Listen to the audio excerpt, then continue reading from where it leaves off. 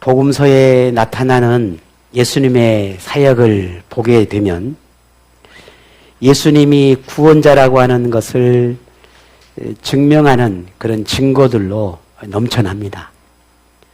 여러분 잘 아는 것처럼 마태, 마가, 누가, 요한복음 이걸 복음서라 말하지요. 예수님의 모든 사역들을 기록해 놓은 성경입니다. 그 성경의 중심을 보게 되면 얼마나 많은 예수님께서 행하신 일들이 있는지 이루 헤아릴 수 없을 만큼 많지요. 근데 사람들 앞에서 그렇게 행해지는 예수님의 그 능력은 예수님이 누구인지를 설명해 주는 겁니다. 기적과 이적 그 하나하나가 그냥 예수님의 능력을 자랑하는 것이 아니라 예수님이 누구인지를 보여주는 거예요. 그러니 굳이 어떤 말이나 아니면 어떤 설명이나 그 어떤 것이 필요치 않다는 말이에요. 그 능력 하나 자체가 예수님이 누구인지를 말해주는 것이니까 말이죠. 충분하다는 겁니다. 그런데도 예수님이 누누이 자신에 대해서 또 설명을 합니다. 기적을 보여주거나 아니면 예수님이 누군지를 그런 이적들을 통해서 말을 보여주었음에도 불구하고 또 설명하는 거예요. 내가 누구다라는 거예요. 사람들에게 설명을 하고 설교를 통해서 말씀을 하시고 내가 누구다, 내가 누구다 설명하고 또 증명하고 사람이 상상할 수도 없는 일들을 그들 앞에서 행하시고 사람이라면 절대 할 수 없는 일들을 예수님은 너무나 쉽게 행하시는 것을 보게 됩니다. 그래서 사람들은 평생 듣도 보도 못한 일들을 행하시는 그 예수님을 보면서 굉장히 신비롭고 놀라워하죠. 우와, 어떻게 저럴 수 있지? 도대체 저 사람이 누구야? 예수라는 사람이 도대체 누군데 저런 일들을 행하지? 라고 그 신비로움에 놀라움에 그렇게 이끌려서 따라다니는 사람들도 있었습니다. 마치 예수님을 구경하기 위해서 말이죠. 예수님에 관한 이야기는 점점 사람들의 입을 통해서 알려지면서 더 많은 사람이 예수님의 능력을 보기 위해서 몰려듭니다. 온갖 인생의 문제를 가진 사람들이 예수님을 찾아왔고 그들은 하나같이 모두가 다 해결받습니다. 질병으로 고생하는 사람들 질병을 치료받고 귀신 들린 사람들 귀신을 떠나가게 하는 역사가 일어나고 심지어 죽은 사람도 살려내는 그런 엄청난 기적들이 예수님 주변에서 일어나게 되죠. 그런데 그렇게 많은 사람들이 예수님의 능력을 보고 경험하고 따라다니는 이들 중에도 어떤 사람은 예수님을 구주라고 하는 사실을 깨닫고 믿는 사람도 있었지만 예수님의 그 존재를 부정하고 심지어 예수님이 행하는 그 능력을 가리켜서 예수님이 누구라고 저 사람이 누군데 사탄의 힘을 빌려서 저런 능력을 행하는 것이다 라고 말하며 그렇게 예수님을 모욕하는 사람들도 있었습니다. 그렇게 예수님의 존재를 부정하는 이들은 예수님의 그 영향력이 남녀노소와 지고와를 말론하고 점점 더 그 예수님의 이름이 더 알려지고 사람들이 더 많이 따라다니는 그걸 보면서 오히려 예수님을 저지하고 예수님을 무너뜨려야 되겠다라고 생각하고 저항하는 일도 있었다는 겁니다. 그 끝이 무엇이었습니까? 이들로 인해서 예수님이 십자가에 죽게 되는 것이었습니다. 문득 예수님에게서 직접 보고 들으면서도 그들은 왜 예수님을 믿지 않았을까? 왜 예수님을 믿지 못했을까? 눈앞에서 행해지는 그런 예수님의 놀라운 그 능력과 기적을 보면서도 왜 예수님을 믿지 못했을까라는 의문이 생기는 거죠. 왜 그랬을까? 예수님이 직접 자신을 설명하고 증명해 보이는데도 구원자라고 하는 것을 믿을 수 없었던 그 이유가 도대체 무엇이었는지가 궁금해지게 됩니다. 만일 오늘 저와 여러분이 그 예수님이 계신 그 현장에 있었다 하십시다. 그러면 우리는 어땠을까요? 우리는 예수님을 믿고 따랐을까요? 아니면 예수님을 다른 거부한 이들처럼 우리도 거부하고 믿지 못했을까요? 물론 우리가 장담할 수는 없었겠죠. 그것이 있지 않았으니 우리가 어떻게 장담했겠습니까? 그런데 우리의 지난 날을 생각해 보면 조금은 이해가 돼요. 우리 여기 있는 누구도 예수님을 쉽게 그냥 그렇게 따랐다고 생각되는 사람은 아무도 없을 거예요. 과거에 예수님을 믿을 수 있는 기회가 있어서 믿었어. 하지만 믿음으로 살다가도 얼마나 많은 믿음의 위기가, 신앙의 위기가 있고 예수님을 떠났다가 돌아온 사람도 많고 떠난 사람도 많고, 지금 현재도 예수님의 그 믿음 안에 있는 사람도 있지만 그 믿음이 수없이 많이 흔들리는 사람도 있고, 믿는다고 하지만 믿음의 삶을 살아내는 것 같지만 그렇지 않는 사람도 많고, 열심으로 충성되이 믿음의 삶을 살아내는 사람도 있고, 그러니 우리의 모습을 보면 2000년 전으로 돌아가나? 지금 나의 모습을 보나? 그렇게 크게 다를까 싶어요. 왜? 사람은 1억년 전의 사람이나 지금의 사람이나 이 본성은 똑같거든요. 다르지 않아요. 도대체 예수님을 구주로 믿기가 이토록 어려운 이유가 뭘까? 그렇게 어려운 건가 하는 겁니다. 제 자신을 보니 참 어렵더라고요. 여러분은 어떠셨습니까? 저는 진짜 어려웠습니다. 교회 한 발 내딛는 것이 그렇게 힘들었습니다. 예수님을 구주로 받아들이고 믿음으로 고백하고 하나님을 예배하고 찬양하는 그 삶을 살아내기가 왜 그렇게 힘들고 어려웠는지 모릅니다. 여러분은 어떠셨습니까?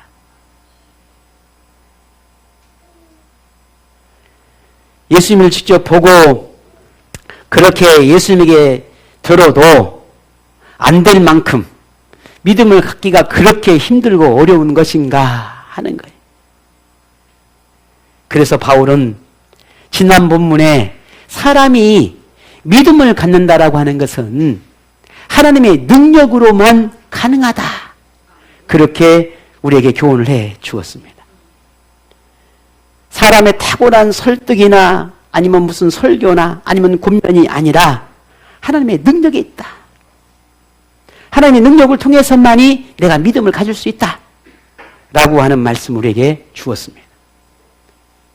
그런데 오늘 본문에 보면 그 말씀에 이어서 믿음이 하나님의 능력에 의해서 이루어진다고 했는데 그 하나님의 능력이라는 게 도대체 뭐냐는 거예요.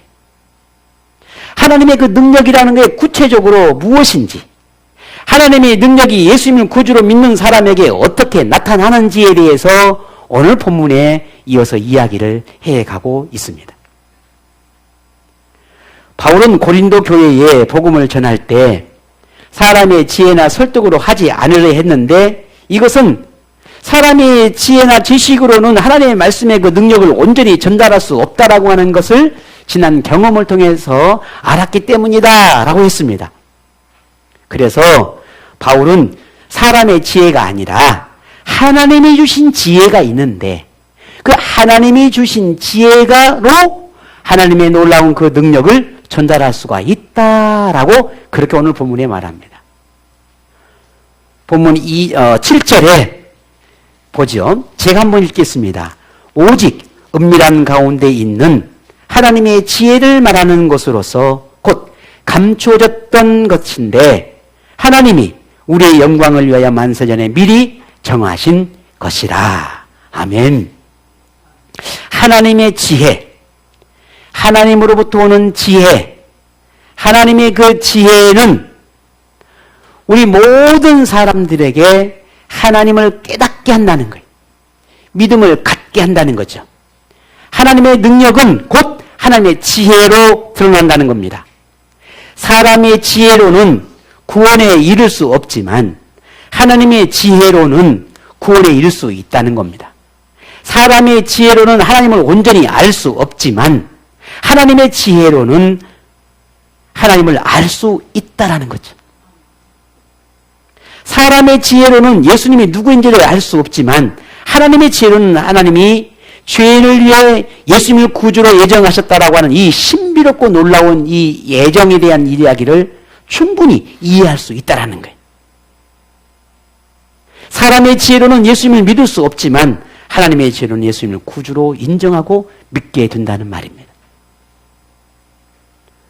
자, 그렇다면 예수님을 믿지 못하는 사람들, 예수님을 구주로 영접하지 못하는 사람들, 예수님을 부정하고 모욕하는 사람들이 왜 예수님을 십자가에 죽게 했는지 그 이유를 우리는 분명히 알게 됩니다.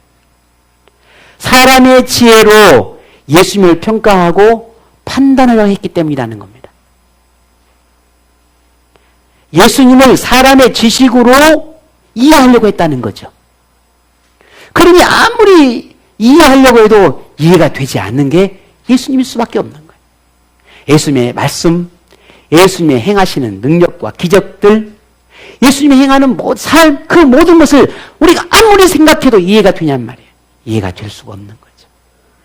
그러니 자신의 이해의 그릇에 예수님을 담으려 하니까 거부할 수밖에 없고 이해가 안 되니 부정할 수밖에 없는 겁니다.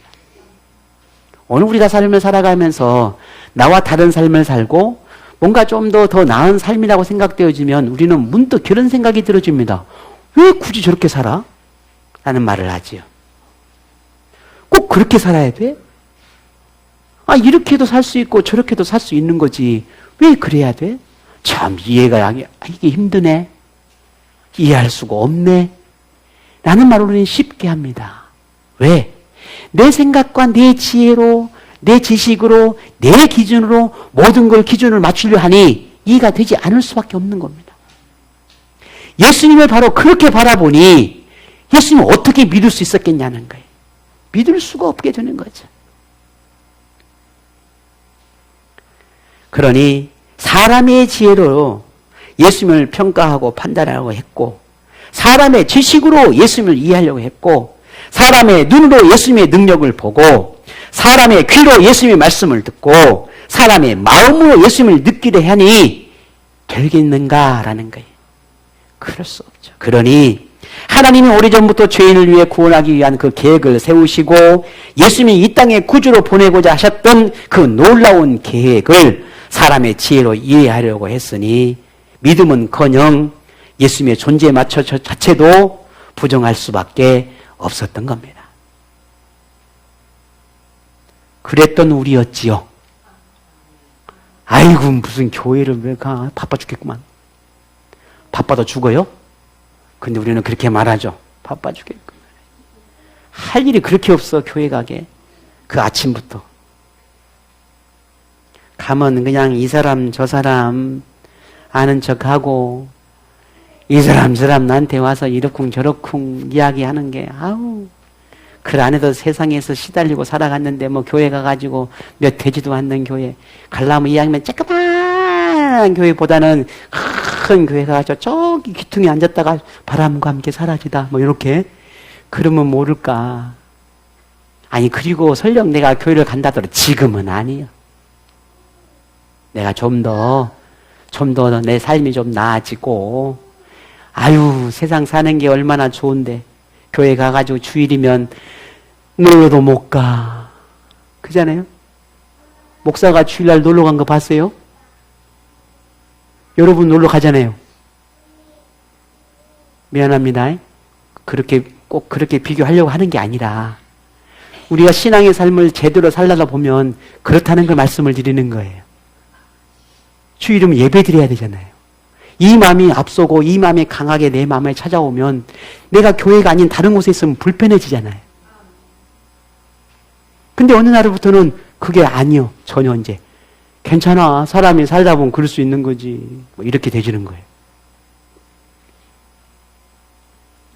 그리 사람의 지혜로 사람의 지식으로 뭔가를 하나님을 바라보고 내 삶을 바라보고 하나님의 마음이 아닌 내가 가진 그 어떤 곳으로 자꾸만 기준을 세워가려 하다 보니 점점 더 내 중심이 되어져 가게 되는 겁니다. 내 삶이 내 중심으로 되어져 가고 내 판단이 내 기준이 되어지고 내 생각으로 점점 치우쳐져 가다가 보면 멀어지는 것이 있습니다. 무엇으로부터 멀어지는 겁니까? 하나님으로부터 멀어지는 겁니다. 그러니 예수님을 눈앞에서 설교를 듣고 눈앞에서 예수님을 경험하고 눈앞에서 예수님을 바라보아도 그 마음에 예수님을 영접하고 받아들이려고 하는 그 마음이 없으니 계속해서 예수님을 부정하고 모욕할 수밖에 없게 된다는 말입니다. 자, 그러면 예수님을 믿음으로 고백한다는 건 도대체 어떤 이유에서 그렇게 고백할 수밖에 없었을까라는 거예요. 바울은 믿음을 일으키는 하나님의 그 능력이 어디서부터 오느냐라고 말하고 있어요. 그것을 성령이라고 말해요. 성령을 통해서 우리의 믿음이 일어난다. 하나님의 능력은 성령이라고 하는 그 영적인 은혜를 통해서 우리의 믿음이 일어난다라고 말합니다. 이걸 본문 10절입니다. 같이 한번 읽어보겠습니다. 오직 하나님이 성령으로 이것을 우리에게 보이셨으니 성령은 모든 것 곧 하나님의 깊은 것까지도 통달하시느니라. 아멘. 나는 알 수 없지만, 나는 믿기 힘들지만, 나는 깨닫는 것도 부족하지만, 나는 하나님 앞으로 더 가까이 나아가는 것도 두렵고 무서운 그런 마음을 가질 때도 많지만, 그 모든 마음을 하나님을 향하게 하고 하나님의 중심으로 나아가도록 하는 그 힘, 그 근원이 무엇인가라고 할 때 그것은 성령 하나님이라는 거예요. 왜냐하면 성령 하나님은 모든 하나님의 전부를 알고 있고 하나님이 원하시고 하나님 바라는 그 모든 걸 다 알기 때문에 나를 그렇게 하나님이 원하는 방향으로 이끌어 준다라는 말이에요. 교리적으로 삼위 하나님이라고 말합니다. 혹은 삼위일체 하나님이라고 말하기도 하지요. 흔히 아버지, 우리가 부르는 하나님을 아버지라 부르는 것을 우리는 성부 하나님이라 말하고 예수님이라고 말하는 것은 성자 하나님이라 말하지. 그리고 우리가 성령, 영이라고 말하는 걸 성령의 하나님이라고 그렇게 말을 합니다. 여기서 바울이 말하는 영, 하나님의 성령, 하나님의 영은 성령의 하나님을 말하는데 바울은 이 성령의 하나님, 하나님의 영이 조금 전에 말씀드렸던 것처럼 하나님의 모든 걸 다 알기 때문에 전부를 알고 있어서 우리 사람들에게 깨닫게 해준다는 겁니다. 그 성령 하나님이 내 속에 우리 안에 계셔서 우리가 하나님을 향하도록 돕는다는 거죠. 그러니 누구든지 하나님의 영인 이 성령이 사람에게 임하면 예수님을 알게 하고 믿게 하고 그렇게 믿음의 삶을 살아내도록 한다는 겁니다. 이것을 오늘 본문의 11절에 우리에게 또다시 이렇게 말하고 있습니다. 11절 같이 봅니다. 사람의 일을 사람의 속에 있는 영 외에 누가 알리요? 이와 같이 하나님의 일도 하나님의 영 외에는 아무도 알지 못하느니라. 아멘.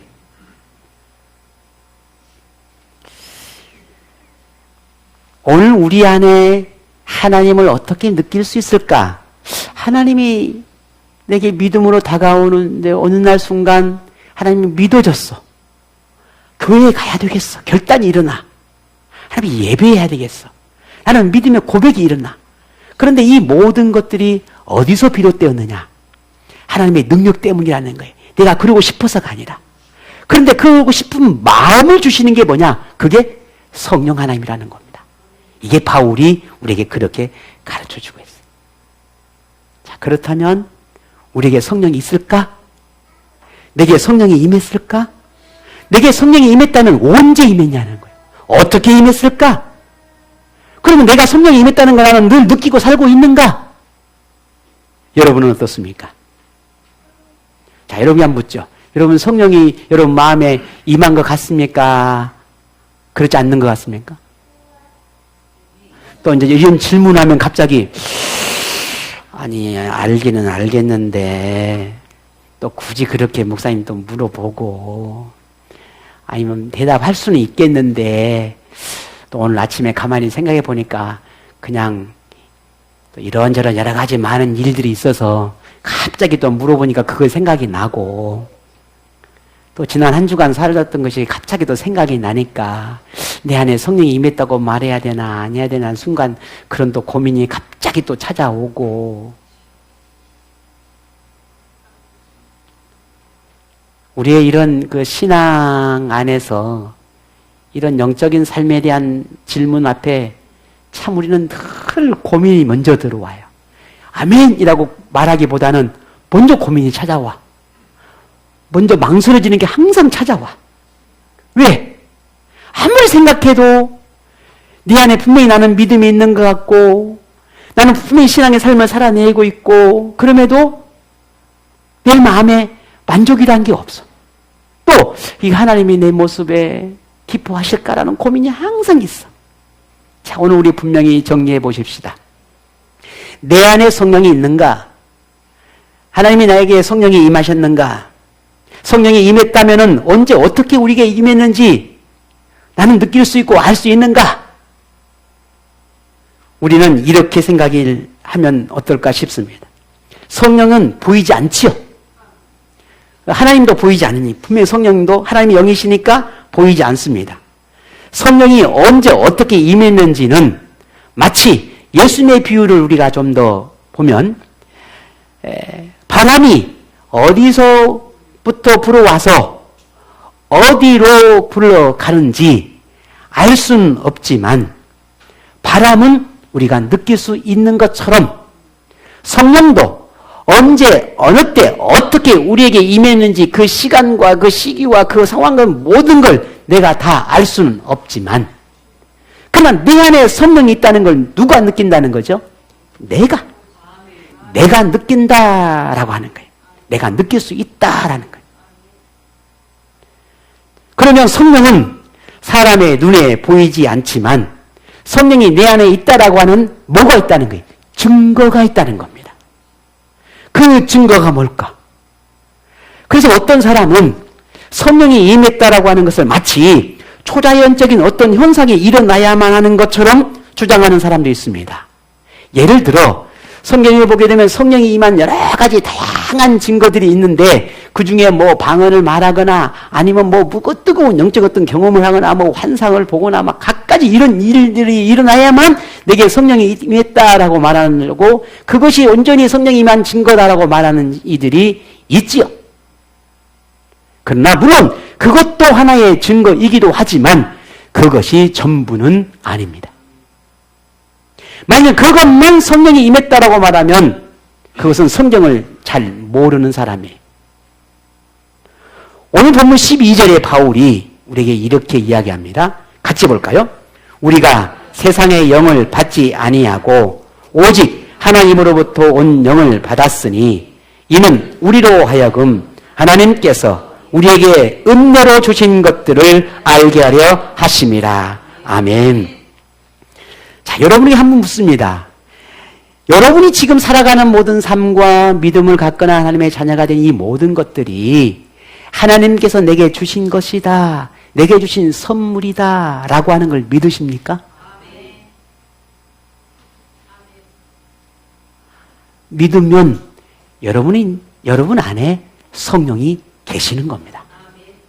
그것이 증거예요.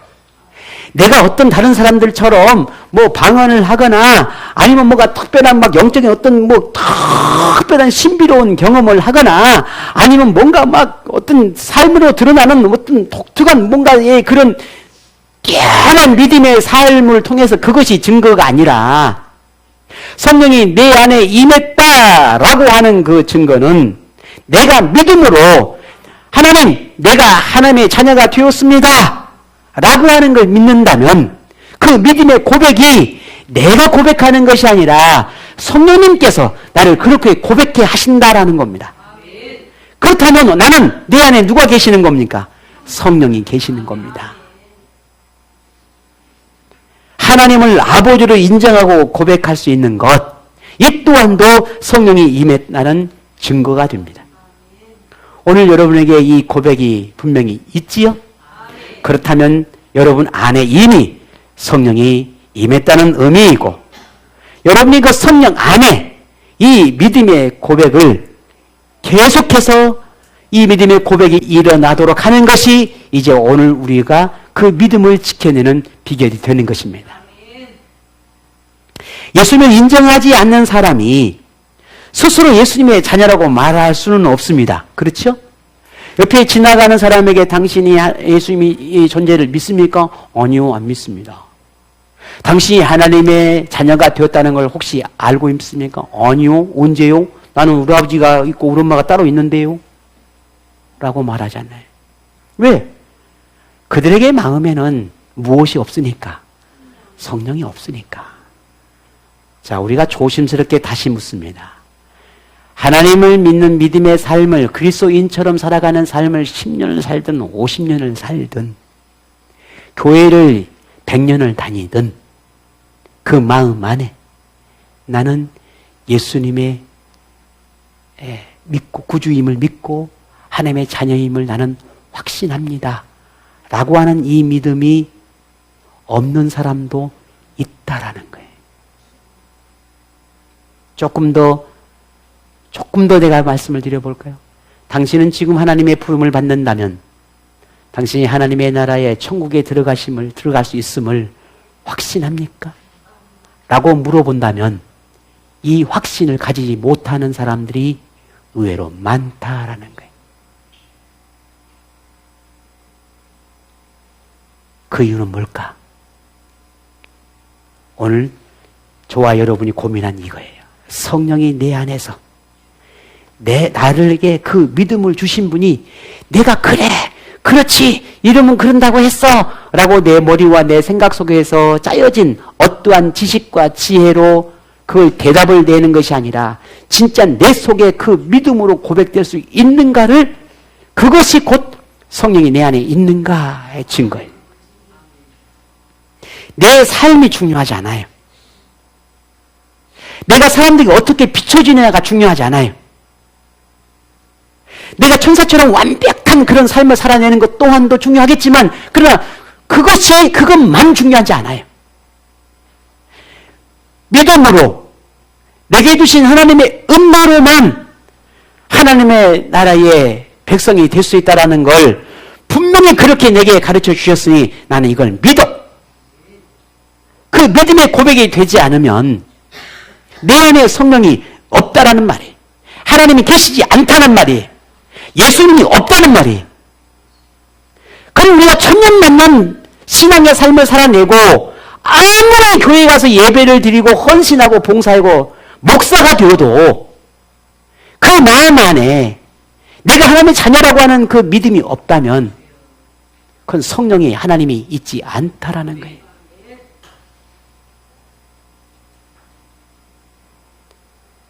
그러니 세상의 사람은 절대로 하나님을 아버지라 말할 수 없고 하나님의 자녀라고 말할 수가 없는 겁니다. 만일 오늘 우리가 그와 똑같은 모습이라면 세상 사람들과 다르지 않다라는 겁니다. 이걸 우리는 분명히 기억해야 합니다. 하나님을 인정하고 예수님을 구주로 믿고 하나님의 나라를 소망하는 우리 그리스도인들의 삶, 우리 그리스도인 삶들을, 내가 그렇게 살아가는 삶을 세상 사람들은 비평하고 어리석다 하고 비하하겠지요. 그런데 내 스스로도 내가 왜 이렇게 굳이 이런 믿음의 삶을 이렇게까지 살아내야 되나? 라고 하는 여러분의 마음에 그와 같은 마음이 생겨난다면 이 또한도 성령의 마음이 아니라는 걸 기억해야 합니다. 어쩌면 여러분 마음 안에서 성령 하나님이 떠났는지도 모릅니다. 굉장히 중요한 겁니다.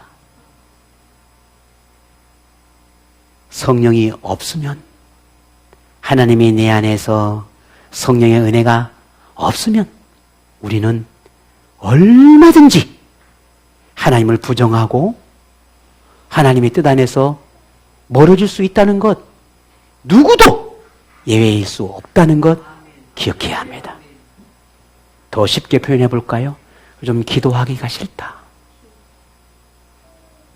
예배 드리는 것이 힘들다. 하나님 믿는 삶이 참 버겁다. 내가 교회 가는 것이 참 어렵고 힘들다. 고단하다. 쉬었으면 좋겠다. 안 했으면 좋겠다. 조금 더 내가 몰랐으면 좋겠다. 이건 결코 성령이 기뻐하는 것은 아니겠지요. 우리는 내 안에 어떤 마음이, 어떤 생각이 자리 잡고 있는지를 분명히 알아야 합니다. 그래서 바울은 이런 사람들을 가리켜 육에 속한 사람이다. 그렇게 말했어요. 육에 속한 사람의 반대는 뭐겠습니까? 영에 속한 사람이겠지요. 하나님께 속한 사람이겠지요. 육에 속한 사람은 세상에 속한 사람을 말하겠지요. 오늘 본문 14절을 같이 보겠습니다. 14절입니다.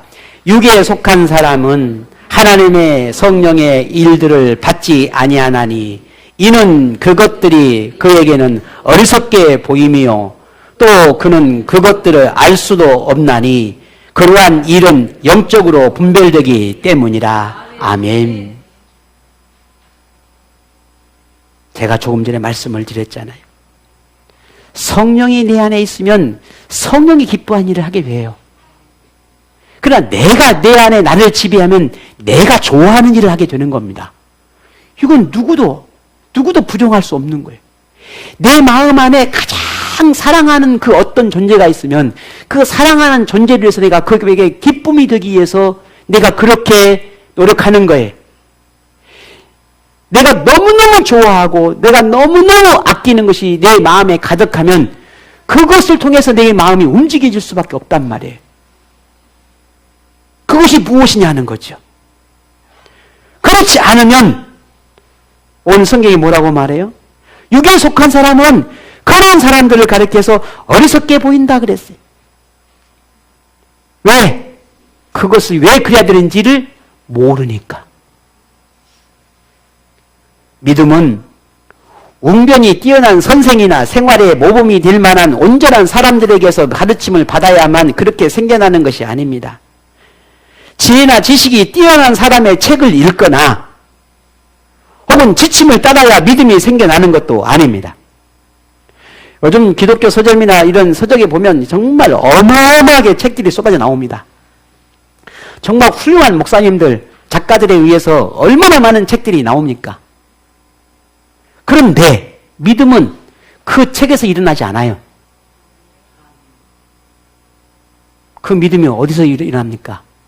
하나님 말씀이에요. 성경에서 일어나는 거예요. 얼마나 많은 교훈집들이 쏟아져 나오는지 모릅니다. 세상에 사는 지혜인이 해서 막 어마어마하게 쏟아 나옵니다. 그 책을 통해서, 그런 책들을 통해서 세상을 지롭게 살 수 있습니까? 물론 도움이 될 겁니다. 그러나 세상을 사는 모든 지혜는 이미 하나님께서 성경을 통해서 우리에게 가르쳐 주었습니다. 그것으로도 충분합니다. 마음이 고단하고 힘들고 삶의 문제 때문에 너무 지치고 힘들어요. 그래서 서적을 찾습니다. 마음의 위로를 얻는 10가지 비결. 그거 읽으면 마음의 위로를 얻습니까? 물론 그럴 수 있죠. 그러나 이미 하나님께서 성경을 통해서 우리의 삶의 지혜를 얻고 마음의 위로와 평강을 누리는 모든 비결을 다 가르쳐 주셨습니다.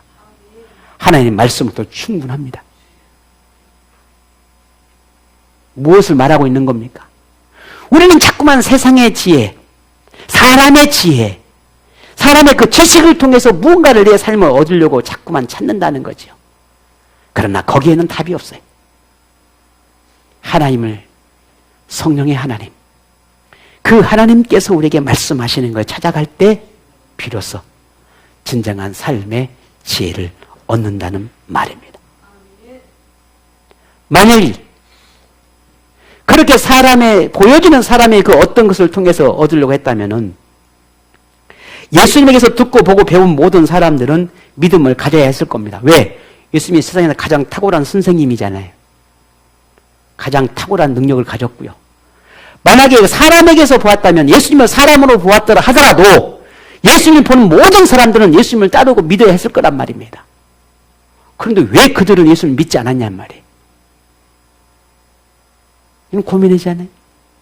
설령 예수님을 구주로 믿지 않았다 할지라도 말이고 예를 사람으로 보았다 할지라도 말이죠. 그런데 예수님의 그 말 앞에서 예수님이 행하신 그 기적 앞에서 누구도 예수님을 믿지 않으려 했다는 거죠. 왜 믿지 못했을까? 결국 우리는 예수님께서 말씀하심을 그 직접 듣고 구주되심을 증거를 보여주었음에도 불구하고 예수님을 그들이 십자가에 못 박았습니다. 왜 그랬다고요? 사람에게서 뭔가를 얻으려고 했고 자신이 가지고 있는 지식과 지혜로 모든 걸 예수님을 판단하려고 했기 때문이었다는 것입니다. 결국 사람의 마음에 성령 하나님의 임재가 이루어지지 않으면 누구도 예수님을 구주로 영접할 수가 없다라고 하는 결론을 얻게 되는 겁니다. 그러면 왜 하나님의 성령이 모든 사람들에게 임하지 않을까라는 거예요. 그렇잖아요. 다 임해야 되잖아요. 이 땅에는 70억이 넘는 모든 사람이 다 하나님의 성령 임해가지고 다 니도 예수 믿고 니도 하나님을 인정하고 니도 다 구주로 고백해야 되잖아요. 근데 왜 그러지 않을까요? 왜 소수의 불과 20%, 25% 전 세계 인구 중에 불과 왜 20%, 25% 정도밖에는 예수를 믿지 않냔 말이에요. 왜 그럴까? 하나님이 뭐 편가르게 하는 거예요? 이쁜 사람, 안 이쁜 사람 나누는 거예요? 언제는 성경에는 모든 사람이 다 하나님의 나라에 구원을 받기를 원한다고 하셨는데 이렇게 해가지고 저놈이 이쁜 놈이니까 너는 구원 받아야 되겠고 너는 아니다. 너는 아니다 하는 거예요? 아니죠. 그 이유가 어디에 있을까? 오늘 바울이 우리에게 이렇게 이야기했죠. 조금 전에 말씀 14절에 육에 속한 사람은 하나님의 성령의 일들을 어떻게 한다 그랬어요? 받지 않는다 했어요. 하나님이 주고 싶어도 누가? 사람이 받지 않는 거예요. 받지 않았다는 것은 주지도 않는데 어떻게 받지 않는 게 말이 되겠어요? 하나님이 아무리 주고 싶어도 아무리 너에게 깨닫는 걸 알려주고 하나님의 은밀한 걸 너에게 알려주고 싶어도 누가? 받지 않는 거예요. 사람이 받지 않아. 그래서 그들은 성령을 거부하는 거예요. 하나님 예수님을 거부하고 말씀을 거부하고 믿음을 거부하니 하나님이 그들에게 줄 수가 없다라는 말입니다. 마음의 문을 열지 않으니 어떻게 하나님이 그들의 마음 가운데 들어가겠습니까? 능력이 없어졌습니까? 아닙니다. 강제로 그들을 하나님께로 이끌 수 있죠. 하지만 그들의 마음이 그 영혼 가운데 하나님을 받아들이지 않기 때문에 결국 그 영혼 속으로 하나님이 들어가지 않는 것입니다. 들어가지 못해서가 아니라 그들이 거부하기 때문이란 말이에요. 오늘 우리는 어땠어요? 예수 믿기 전에 우리는 어떤 사람이었습니까? 오늘 똑같아요. 예수님 믿는 걸 거부한 사람이었어요. 예수님 우리에게 믿을 수 있는 기회를 많이 줬어요. 예비할 수 있는 기회를 많이 줬어요. 기도할 수 있는 기회를 수없이 많이 줘요. 근데 우리는 뭐합니까? 거부하잖아요. 우리가 거부하고 있지 예수님이 하나님이 우리에게 그런 기회를 주지 않는 게 아니라는 말입니다. 결국은 하나님의 일을 사람의 지혜와 지식으로 판단했기 때문에 성령이 우리에게 임하지 못했던 겁니다. 안타깝지만 고린도 교회 성도는 하나님의 성령이 임한 사람들이었음이 분명합니다. 하지만 하나님의 일보다는 사람의 일을 먼저 생각하는 사람들로 변했습니다. 하나님의 성령이 가르치는 걸 따라 사는 것보다 사람의 가르침을 따르려 했다는 말입니다. 하나님의 성령이 가르치는 걸 순종하기보다는 그저 사람의 말에 귀를 기울이고 사람의 지혜로 하나님의 일을 판단하려고 했습니다. 이는 결국 고린도 교회 성도가 하나님의 성령을 버렸다는 그런 의미가 되는 겁니다. 그래서 바울은 고린도 교회가 영적인 분별력을 잃고 사람의 지혜를 중요하게 생각하는 그런 허물을 꼬집고, 이제 바울이 내가 너에게 이와 같이 증언하는 것은, 내가 지금 너에게 이렇게 말하는 것은, 내가 말하는 것은 나의 지혜와 내 지식으로 너에게 말하는 것이 아니라 내 속에 성령님께서 너에게 이렇게 말씀하고 전하라고 하는 간절함이 내게 있기 때문에 이 말씀을 지금 너에게 하고 있다라고 결론을 내려요. 그것이 16절의 말씀이죠. 마지막 한번 같이 볼까요? 누가 주의 마음을 알아서 주를 가르치겠느냐? 그러나 우리가 그리스도의 마음을 가졌느니라. 아멘. 말씀을 듣는 오늘 여러분은 어떤 생각이 들으십니까? 여러분은 하나님의 성령이 임한 사람입니까? 여러분은 영에 속한 사람입니까? 어떻습니까? 그렇다면 그 증거가 여러분에게 분명히 있을 텐데, 여러분에게 나타나고 있는 그 성령이 임한 증거는 무엇입니까? 성경 말씀의 지식이 많고 그럴듯해 보이는 사람이 영에 속한 사람이 아니라 예수님이 구주되심을 믿음과 확신이 분명한 그리스도인이 영에 속한 사람입니다. 십자가로 이룬 구속의 은혜에 믿음으로 응답한 삶을 살아가는 사람이 하나님의 영에 속한 사람입니다. 지금 여러분에게 이 같은 믿음과 확신과 응답의 삶이 있다면 여러분은 분명 영에 속한 사람이요 성령으로 충만한 사람이라고 말할 수 있을 것입니다. 결국 우리는 우리 마음에 성령이 임했는지, 나는 성령을 통해서 살아가고 있는지, 나는 영에 속한 사람인지를 아는 것은 내가 얼마나 십자가의 은혜를 존귀하게 여기고 그 십자가의 은혜를 감격하고 감사하고 또한 기뻐하고 그렇게 믿음으로 살고자 하는 그런 은혜가 늘 내 안에 있는가라고 하는 물음을 할 때 우리가 대답할 수 있다면 그것이 곧 우리는 성령이 임한 사람이라 할 수 있을 것입니다. 만약 이 고백이 늘 여러분 가운데 있어서 내가 영에 속한 사람이구나, 그래도 내가 하나님을 붙드는 사람이구나, 그래도 내 마음에 하나님이 떠나지 않냐고 늘 나를 인도하고 지켜주시는구나 라고 하는 그런 믿음의 고백이 여러분 모두에게 일어나기를 원합니다. 그렇다면 이제 이미 우리에게 임한 이 성령의 하나님, 이 하나님을 떠나지 않도록 해야 되겠죠? 어떻게 해야 될까요? 어떻게 하면 영원히 내 속에 성령의 하나님이 떠나지 않고 나를 지켜주고 나를 인도할 수 있을까요? 내가 어떻게 하면 영에 속한 사람, 하나님의 성령 안에서 사는 그런 삶을 살아낼 수 있을까라는 겁니다. 어떻게 해야 할까요? 우리의 마음의 자리가 하나님의 영을 거부하고 육적인 것을 더 좋아한다면은 성령은 더는 우리에게 머물지 않을 겁니다. 그러면 우리가 영에 속한 사람으로 살기를 바란다면 저는 오늘 여러분에게 이 말씀을 매일매일 묵상했으면 좋겠다라고 하는 바람이 있습니다. 시편 51편 10절 11절 우리 같이 한번 찾아보겠습니다.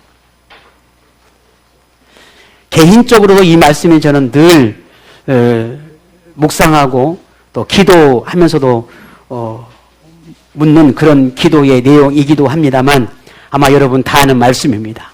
오늘 이 본문의 말씀과 연관되어서 이 말씀을 오늘 좀 한 주간 동안이라도 이 말씀을 기억하고 묵상했으면 좋겠습니다. 우리 시편 51편 10절 11절을 같이 보겠습니다. 시작. 하나님이여 내 속에 정한 마음을 창조하시고 내 안에 정직한 영을 새롭게 하소서. 나를 주 앞에서 쫓아내지 마시며 주의 성령을 내게서 거두지 마소서. 아멘. 오늘 말씀을 묵상하며 오늘 내 안에 성령이 임함이 얼마나 내 인생의 중요함을 깨달았다면 하나님, 내 속에 하나님의 영이 늘 임하도록 늘 정결한 마음이 되고 내 안에서 하나님이 떠나지 않도록 내 영이 늘 하나님을 찾고 내 마음이 하나님을 갈망하고 그런 마음을 붙들며 하나님 안에서 믿음으로 살아가는 오늘 내 영이 되기를 소망합니다. 내 평생 주님, 내 안에 계시는 주님 떠나지 마십시오. 성령 하나님, 나를 떠나지 마십시오. 이런 믿음의 고백이 이번 한 주간 여러분 가운데 있기를 원합니다. 하나님의 영이 머무는 사람, 하나님의 영의 가르침을 받는 삶이 되도록 우리 자신의 생각보다 하나님의 생각이 어떠할지를 먼저 생각하시기를 바랍니다. 사람의 지혜로 하나님이 하시는 일을 판단하려는 그런 실수가 없도록 성령 하나님의 가르침에 귀를 기울이십시오.